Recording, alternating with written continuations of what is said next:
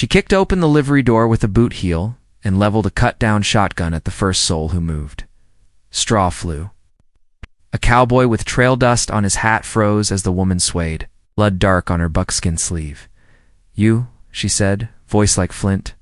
"Carry me now." Cowboy Arnhale didn't argue with a barrel staring between his eyes. He stepped in, caught her before she folded, felt how hot and trembling she was. "Where?" "My bed," she said. "Cabin above the mill. Race. If I fall, we both die." He didn't ask why. He put her over his shoulder, took her rifle in his other hand, and barreled into the wind. The street of Juniper Gap was all churned mud and rumor. Freight wagon rattled past, driver ducking as pistol shots cracked somewhere uphill. Orrin saw 3 riders cresting the ridge-long coats, iron badges that weren't the law anybody asked for. The Eldridge Combines men. Orrin cut behind the mill and took the goat path. The woman roused when his boots slipped on ice. "Name's Sophronia Pike," she muttered, biting pain. "If they catch me, they'll burn the valley clean." "Not today," Orrin said.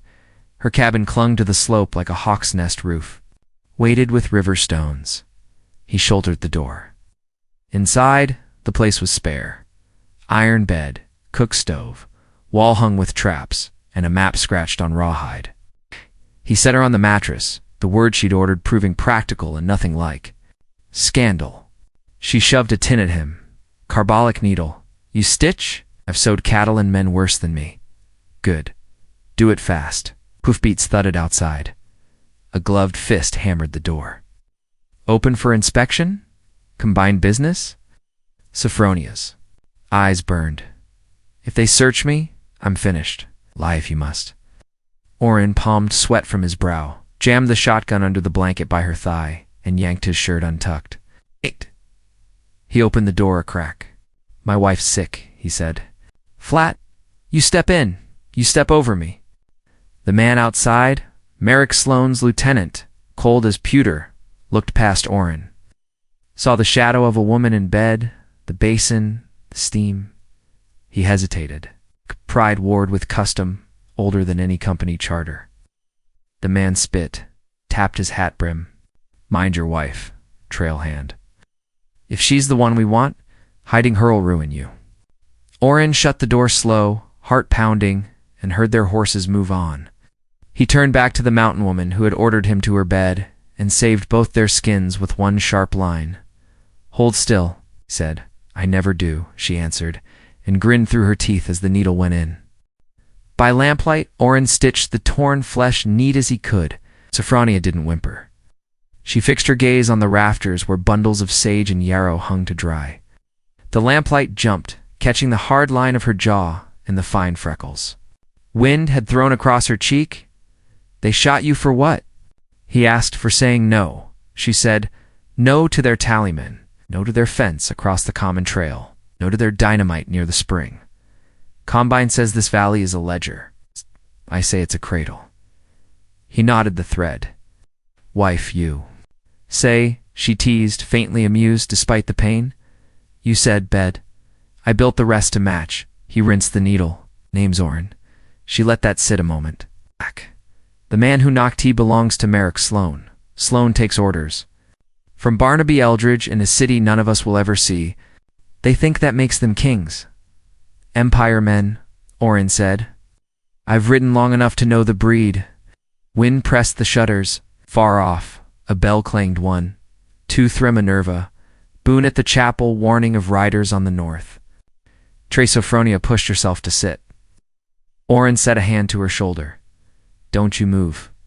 "I can move," she said, stubborn. "Can you lie?" "For a cause." "Then listen close. In the morning they'll come with a warrant that reads like scripture to men who never saw our snow. You tell them you married me last Saturday up at Larkspur Grove.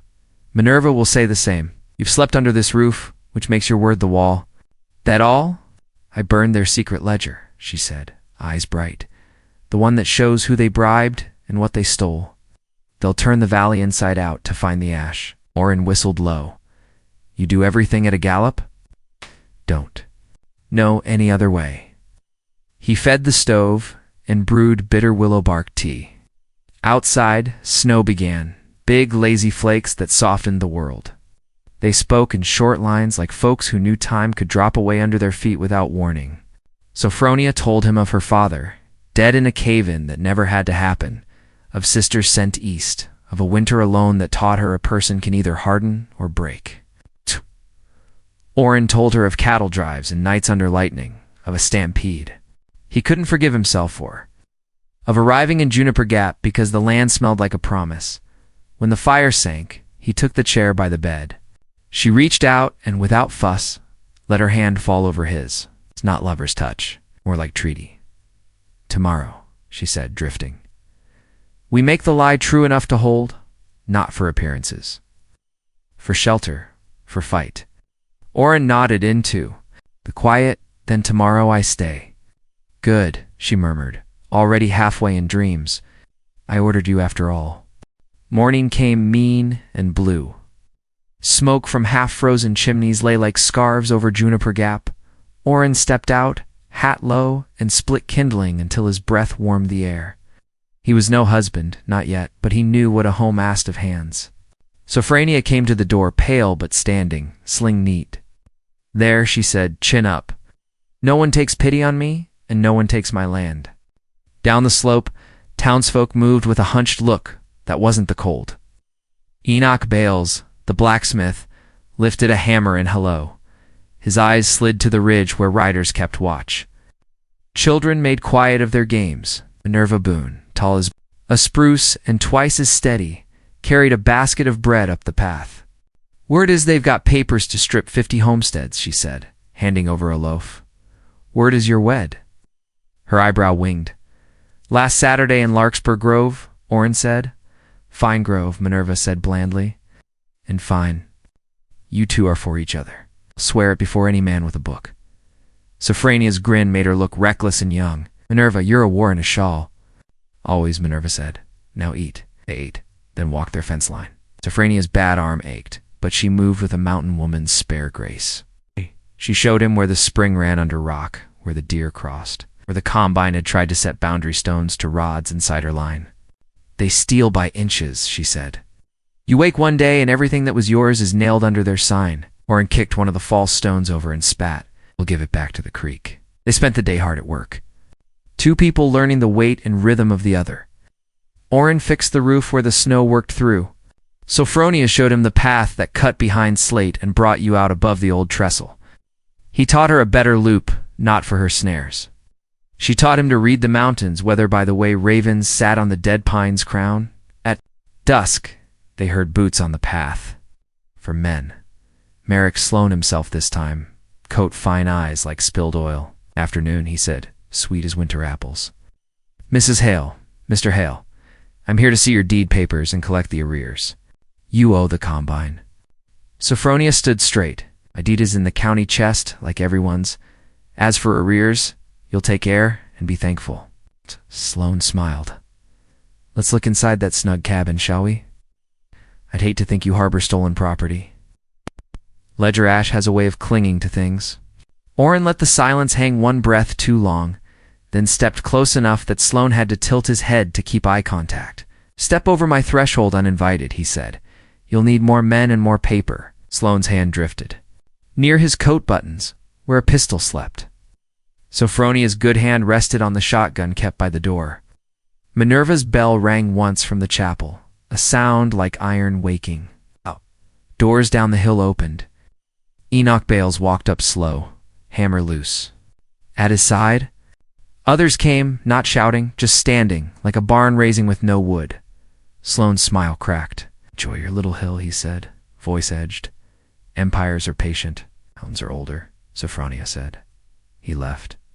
The town drifted, back into its worry, but the line had been drawn where they always are, in the dirt, at a doorway in two hands that refused to tremble. That night, Orrin slept on a pallet by the hearth. Sometime near dawn, Sophronia laid a blanket over him, and, after a long, motionless minute, left her hand on his shoulder. Just that. A promise carved in quiet. The rumor came with a peddler's cart and a wink. Combined payroll. 2 mules and a steel lockbox would take the switchback road by the shale slide at noon. If the box happened to lose its way, the men who bully paid off the sheriff might lack the muscle to lean so hard for a week or two. More time to rally the valley, or strength to stand. Risky, Oren said. Breathing's risky with empires, Sophronia answered. They went at first light, not alone. Enoch Bales carried a short-barreled rifle and a length of chain. Minerva turned up with a priest's black coat over a hemp shirt, eyes merry. Someone has to scold you if this goes poorly, she said. Two boys barely shaving ran ahead too. Set brush screens. The air tasted of iron. Ravens rode the currents and watched like respectable critics. At the shale bend, Sophronia showed Oren a shelf where a tree root hooked out like a handle. Kick here, she said, and the road narrows to a man's width. They'll slow them without killing them. Thought of everything, he said, a little in awe. When enough has been taken, you think in ways that take back. Noon came with glittering cold. Then the clop of mules, the creak of harness, a guard humming at him he didn't deserve. Sophronia lifted her hand. The boys tugged a line, brush fell. The guard swore and pulled up. Oren stepped out first. Empty palms up. Road's bad, he said. Need a hand through. The lead guard sniffed. Who or that was when Enoch set his boot to the root and turned the path to a narrow spine. Minerva trod forward as if late to tea, spread her black coat, and filled the road with certainty. Gentlemen, she said, voice church loud. Set down the box, a pistol cleared leather. Sophronia's shotgun spoke once into the sky, the boom rolling like thunder. Nobody dies today, she said, the command cutting through fear. But that box is ours. We'll give it back after we read what we must. You call this law? Guard gasped. We call it defense, Oren said. Of water, of homes, of children learning their letters without your boots on their books. For a hot second, the world balanced, the way it does when a man's decision could tip to blood. Then the guard with the hymn on his lips understood what he stood against.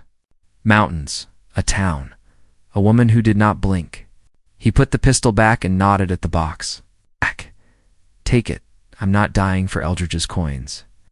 They hauled the iron weight into the brush. Minerva produced a crowbar from nowhere like a magician. God provides, she said, and popped the lock. Inside drapped ledgers, lists, bribe tallies, maps. Sophronia's mouth tightened. Here, she said, stabbing a line. A plan to tax every wagon that crosses the gap and a scheme to dynamite a new cut that will poison the spring. And look Barnaby Eldridge's signature on an agreement. To move folk off their claims with force is needed? Cold proof, Oren said. Throat tight, they copied what mattered, stuffed the copies into Minerva's hollow Bible, and put the rest back. Oren set the lock so a casual glance would show nothing. They returned the box and helped the guards pass the pinch. Minerva touched two foreheads with a steady finger. Walk away from men who call themselves empires, she told them. There's no blessing there. By dusk, the pages wrote in three places: Sophronia's stovepipe, Minerva's book, and under Oren's floorboard. Wordless, steady, they returned to the cabin. Sophronia leaned her head against the doorpost, as if it were a tree she trusted. We took their teeth, she said softly.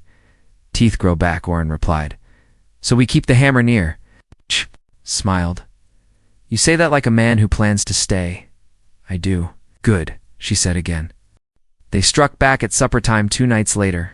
Fire started where fear would run fastest, the hayloft by the school. The shed by the mill, the thatch above the widow Farley's kitchen. Smoke clung to the low sky, a child wailed. The bell rang like a heart too fast. Oren and Sophronia ran together, buckets slapping, boots sliding on cinders. Minerva stood on the chapel roof tossing wet quilts over sparks. Enoch hauled a pump like it was an ox. They want a scattered Sophronia. Shouted over the roar, so we forget who we are. We remember, Oren shouted back. A man stepped from the smoke with a lamp in his fist and a scarf over his face. He sloshed oil at Sophronia's porch steps. Oren tackled him. They crashed into the dirt. The lamp skittered and guttered. Out. The man clawed Oren's eyes. Oren rolled and hammered him twice in the ribs, then pulled the scarf. The face underneath was boy young, terrified, not built for cruelty. Sloane sent, "You," Orrin said. "He said it was this or my brother. Loses his job in the mill," the boy gasped, shame raw. Sophronia hauled the boy up with one good hand. "Go to Minerva. You'll pump water till your arms fall off. Then you'll tell what you did and why." He stumbled away sobbing. They fought the flames till midnight. When the last ember hissed out, the town looked smaller, but still there. People slumped on stoops, black with soot, breathing like runners. Merrick Sloane watched from the ridge with his men, then turned his horse and vanished into the trees. It was not victory for him. It wasn't defeat either. It was a man who liked long games. The long game found Orrin at the well next morning. Sheriff Abner Kincaid, handpicked by Eldridge Combine funds. Mustache waxed stiffen, rolled a warrant that curled like a snake. "Orrin Hale," he announced. "You're under arrest on suspicion of theft of Combine property and conspiracy to incite riot." "On whose word?" Minerva asked, voice like a shovel hitting rock. "On mine," Kincaid said. "And that's enough in this county." Sophronia stepped between the sheriff and Orrin. "You'll arrest me first," she said. "Wouldn't mind," Kincaid said with a smirk. Enoch flexed hands like anvils. Town eyes gathered. Kincaid weighed the air and backed off a hair. "Hale comes with me," he said, "or I start taking doors off hinges." Orrin squeezed Sophronia's shoulder. "Let me go," he murmured. "We can't win the first fight. Of every war, sometimes you go to the lion and make him choke." She held his gaze a long second. What she said next sealed the shape of them, forged in fire in the stubborn belief that love can be a tactic as much as a tenderness. "Then I ride with you," she said. "If you're locked up, I'll camp outside the door." Kincaid snorted. "Do as you please." He led Orrin away in cuffs that looked silly on a man who could break a horse with a whistle. Sophronia followed on foot, wounded arm wrapped tight, eyes bright and steady. The town followed her, not crying out, not throwing. Stones, just there like a mountain shadow that doesn't move when the noon sun tries to burn it away. Jail in Silver Cross County was a brick box with a lazy stove and a window that watched the gallows yard. Kincaid put Orrin in the middle cell and made a show of locking each bolt. Sophronia unrolled a blanket on the steps and sat back straight, as if the stones themselves were a chair she'd always meant to try. By afternoon, the street filled with faces. Teamsters, washerwomen, boys with ink-stained fingers from Alpheus Curry's print shop. Minerva arrived with a basket that smelled like cinnamon and scolding. "Eat," she ordered Orrin through the bars. Jail food is an insult to grain. Curry himself, spectacles smudged, trotted up with inky hands and a spark in his eye. "We'll print the papers you took from their box," he hissed. "We'll set the type tonight." "Under it while the milk cools," Sophronia said. "You're a lantern." "I'm a nuisance," he said, pleased. Night brought a train whistle from down in the cut. Sophronia's head cocked. "That's not on the schedule," she murmured. Kincaid came out to smoke and smirk. "Specialer train," he announced, loud enough for the crowd. "Eldridge Combine's got big plans." New cut through the ridge. "Work starts dawn. Town grows rich. Those who cooperate." Sophronia stood. "That cut'll bleed poison into our spring. You'll have dead cattle and sick children for your riches." Kincaid flicked ash. "Science says otherwise." "Science lives at the spring," she said. "You don't." Midnight. The crowd. Thinned Sophronia dozed in her shawl. Orrin watched her through the bars. Heart a painful, useful thing. He thought of the word wife and how it had begun as a lie and cracked open like a seed into something rooted. He thought of the Empire men and their paper crowns. He thought of how some loves are quiet as moss and some roar like freshets in thaw. Pebble clicked against the back wall. Orrin turned. A boy's face peeped through the rear grate, same boy who had tried to burn the porch. Shame had burned out of him. "Something new burned now, Mister," he whispered. "There's a freight wagon parked behind the courthouse with blasting powder. They mean to move it at dawn up to the ridge. I can't let it happen." "What's your name?" Orrin asked. "Lem," the boy said. "You're a good one, Lem." Orrin looked at the bolts, looked at Kincaid snoring, hat over his face. "What At Sophronia, sleeping outside like a carved saint? He took a breath that felt like a start. Listen close, he told Lem. Here's what we do. Nobody gets hurt. Before dawn, a lamp guttered out. Key borrowed and returned jangled. A door sighed. Shadow moved like a story one step ahead of the teller. When the sun shoved pink fingers over Silver Cross, the jail was empty of one. Cowboy and the wagon of powder rolled quietly into the river, where it hissed and died like an idea that never learned to swim. Sophronia stood in the doorway when Orrin stepped back into light. No kiss, not here. Just a hand to his chest, firm. Your trouble, she said, relief making her voice soft as wool. Standing kind, he said. Kincaid burst out red-faced, shouting about jailbreak and sabotage. The crowd had already decided what story to tell. Sheriff Minerva said, You must be mistaken. Orrin Hale's been here all night. Half this street saw it. She handed him a cinnamon roll. Eat, your blood's too hot. They couldn't hold the line forever with buckets and boldness. They needed law, or something close. Minerva wrote to a circuit judge, who wasn't bought. A man named Lucius Parstern, thin, known to quote lines that cut. He came on a mule with his robe folded under a coat like any blanket. They met in the Grange Hall under rafters still black from the fire. Judge Parr sat at a table of rough timber, gavel whittled that morning by Enoch. Eldridge men stood to one, side shiny as spilled oil. Townsfolk stood on the other, dull as iron, which is to say strong. Merrick Sloan spoke first, all polish. Your Honor, this woman's Sophronia. Pike incited theft of payroll, arson, and riot. She hides a man who escaped lawful confinement. The Combine lawfully holds right-of-way over this valley. We present deeds and warrants. Parr lifted one of the papers between two fingers.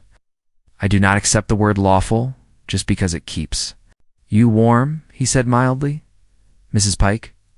Sophronia stood. She didn't make a speech. She put down what they'd copied from the lockbox, each page like a nail. Bribes. False surveys. Plan to push families off land their grandparents had planted before Eldridge learned the shape of this mountain on a map. We are not rowdy, she said simply. We are rooted. Parr read, slow. Ow. The room breathed with him. When he looked up, his eyes were a winter river. Mr. Sloan, this stinks, he said. Like fish left out on a preacher's porch.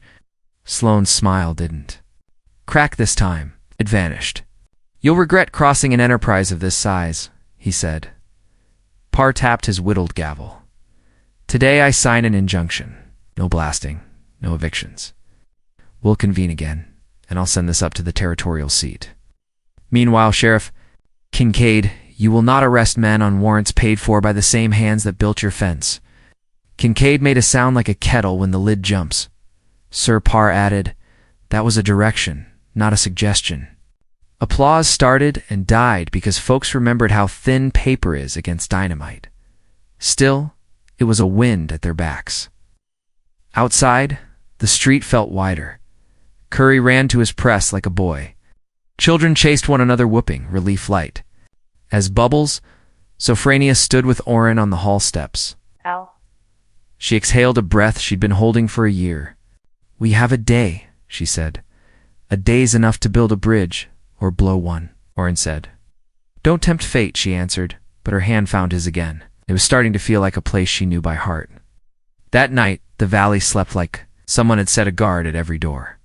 But down at the trestle, men with lamps and rapt faces worked quick and quiet. Paper can slow a war, cannot end it if greed has a timetable. The Combine had one. By dawn they meant to shove a special engine across the ravine with enough iron and men to start the cut whether law grinned or not. Lem heard them first and ran, lungs burning, to the cabin on the hill. He pounded till Orrin and Sophronia woke at the same second, as if they shared one clock. There at the bridge he panted, a whole crew, Sloan with them. Sophronia buckled her belt and grabbed her coat one-handed. Then we go, she said, and we don't take rifles first. We take wrenches.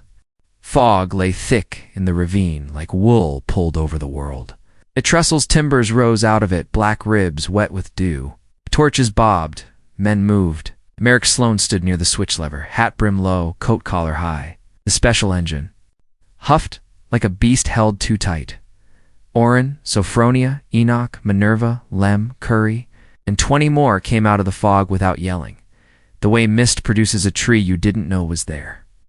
They carried tools, wrenches, wedges, chains, a barrel. Of sand, not a single lit fuse. Sloane laughed when he saw their hands. You think you can talk iron out of doing its work? You can talk men out of doing yours, Sophronia said. Yes. And we can make choices you can't stop without murdering us all, which is a stain Empire paper doesn't wipe. What? Passed him to the trestle and knelt where 2 rails kissed. She set a wrench and twisted slow face calm. Fishplate bolt eased. A soft sound like a promise. Enoch moved to the next.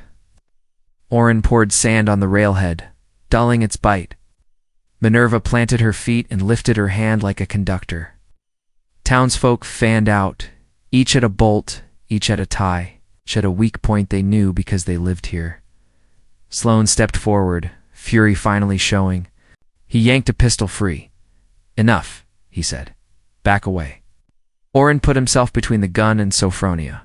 You shoot me, he said. You still won't get that engine across. And a judge will read about it in type so big you'll choke on the serifs. Kincaid appeared, panting, hat askew. He took in the scene, then did something no one had written into their mourning. He stood next to Minerva and faced Sloane. Judge said no blasting, he said, voice rough. I enforced that. Sloane stared, understanding that the ground had tilted under his polished boots. He lifted the gun higher, a last bad idea. Lem small, quick and brave enough for Thray threw himself at Sloane's knees. The shot went. Wild burned fog took a splinter off a rail. Oren moved like he'd been waiting his whole life to make this one choice. He wrenched Sloane's arm, took the gun, broke it open, and let the cartridges fall like dead beetles into the ravine. Go. Home, Sophronia told the crew. Go home and rest. The mountain will still be here when you wake, and your children will be too. One by one, men put down their tools, some ashamed, some relieved. The engineer climbed down from his cab, took off his cap, turned it in. His hands, and looked at the fog. I hired on to run a line, not break a spring, he said. Then nodded and walked. Sloane stood alone on the gravel like a man who just discovered his shadow doesn't belong to him. You can't win, he said softly. Eldridge will send 10 of me. Sophronia's eyes were bright and very tired. Then we'll stand 10 times. Enoch and Oren finished loosening bolts. The rails gapped by a finger's width, harmless to cross on foot, but enough to make a wheel jump if a fool tried. Minerva took a piece of chalk and wrote on the switch. Lever, closed by order of the people. Kincaid read it, swallowed, and nodded when they walked away. The fog had begun to lift. Morning poured into the ravine. Birds started up like a choir that didn't care for men's quarrels. Sloane watched them go, eyes calculating, and pulled a small book from his pocket, the last ledger. The one he thought would outlive everything. He opened it, and found, to his surprise and perhaps his secret relief, is that somewhere between night and dawn, the pages had gone blank. The papers went up to the territorial seat on Judge Parr's mule with a deputy who owed nobody a favor. Curry printed broadsheets so sharp they could shave. He nailed them to posts all the way to Copper Ridge. Kincaid, who had found a spine under his starch, enforced the injunction with a hunger that looked a lot like penance. Barnaby Eldridge wrote letters with wax and threat. But letters do nothing against a town that is decided to be a wall. Contracts got examined, surveys got thrown out. A federal man with spectacles and patience came and shook every deed until the lies fell off. The Combine lost 3 cases, and Rowan learned a lesson that felt like a toothache in winter. An empire can stretch a long way and still break its ankle on one good mountain. Through it all, Oren and Sophronia worked, not dramatic, not loud. You built the school porch. With Enoch, she taught the littlest ones letters, her sling finally off, her arm scar a red script that said stubborn. They didn't speak of weddings first. They spoke of fences and calves and a seam of quartz she'd found high up where only goats went. They spoke of the way love can be a room you build board by board until you realize you've been sleeping in it for months. One Sunday under Larkspur Grove, Minerva cleared her throat, and folks turned as if the wind had nudged them. "Since we all lied for these two fine fools," she said, "we'll make it true, right proper, if they agree." Sophronia looked at Orrin, and everything that had begun with an order and a livery became a question asked with a smile. "Do you agree?" she asked, voice low, eyes amused and tender all at once. "I agreed the first night," he said. "I just didn't know it yet." They married with garlands of pine and flower on everyone's sleeves from the cakes baked. In a rush, Judge Parr said the words in a voice that didn't crack. Kincaid cried and claimed smoke. Enoch banged his hammer on a keg like a drum. Lem carried rings he'd carved from bone and polished with river stones, and held his head high, like a man who had chosen the good path and meant to stay on it. Sloane came one last time, hat in hands, edges worn down. He stood on the edge of the grove and watched a while. And Sophronia saw him. She did not look away. She walked to him, Orrin at her side. "Congratulations," Sloane said, and the word sounded like a foreign coin in his mouth. He glanced at the trees, the people, the way the valley held its breath and then let it out full and easy. "Eldridge pulled me," he added, almost sheepish. "Sends a new man with fresh paper. Less shine, more teeth." "Tell him the paper will tear," Sophronia said. "Tell him we've learned how to hold." Sloane nodded, and for once looked like a man released from a harness he hadn't noticed was choking him. He tipped his hat and walked away. No one jeered. No one threw stones. Empires bend or they don't. Men do. When they do, you let them go in peace. Evening came, Honeygold. The town danced on trampled needles. Orrin held Sophronia's hands, and they moved easy. Two people who had hauled water and ash and paper and hoped together until their muscles learned the same work. When the music slowed, he kissed her plain and certain, right in the open, where the Empire had once tried to stand. Later, they climbed to the cabin above the mill race where it had all begun. The roof stones kept the wind's teeth off. The stove ticked as it cooled. Sophronia set her palm to the doorpost the way she always did, and smiled at him over her shoulder. "I ordered you once," she said, teasing. "You did," he said, stepping in after her. "Best order I ever took." Down in the valley, the spring ran clear. The trestle held a pair now under lawful watch, safe. Children learned from readers Minerva had written with Curry's help about how mountains last and papers matter when hands hold them. Eldridge combines still sent letters sometimes. They ended up warming stew or starting kindling. Satisfaction lived in small things. Fence posts straight as sentences. Porch that didn't sag. A scar that ached less when the rain moved in. And in one large thing, too. A love born out of defiance. Tough as old rope, gentle as meadow light, that had stood in front of an empire and refused to move.